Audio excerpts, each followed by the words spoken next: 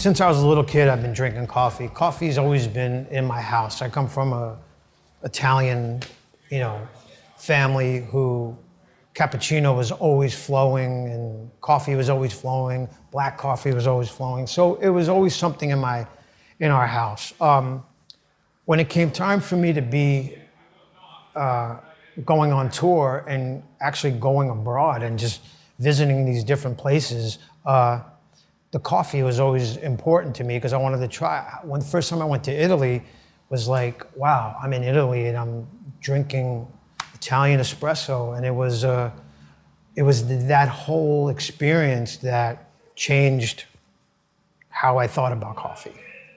I was approached by Dave Mustaine from Megadeth. He wanted to start up a coffee thing, and he's like, "Are you interested?" And I said, yeah, "Absolutely." So I told him, "This is the type of coffee I want to do. Can we do this?" "Absolutely." So I met with the roasters, and we did this and we did that, and boom, I came out with a blend, and we did it. And that whole thing lasted for about a year, and then it just kind of ran out of steam. But in my mind, I always wanted to keep it going. So with the help of a friend of mine, I found a roaster in New Jersey, and I started it up again, but I was doing it at a real ground level, just doing it myself. And people were starting to buy it on the website, and people loved it.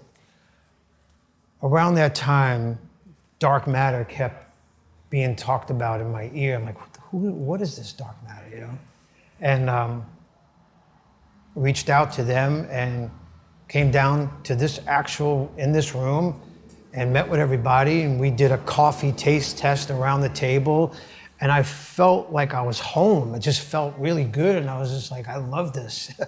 And soon after that, we started doing it, and it was one of those things where you just feel right about being in this place, and it just felt right.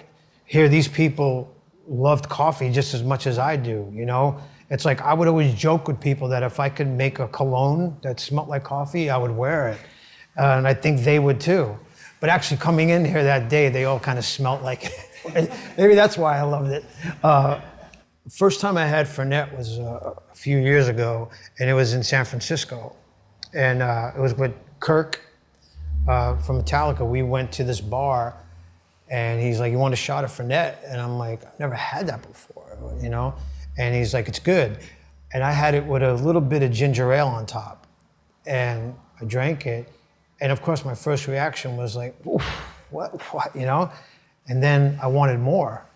I loved it. I don't know how I got hooked, but the other guys in the band too, they were hooked too.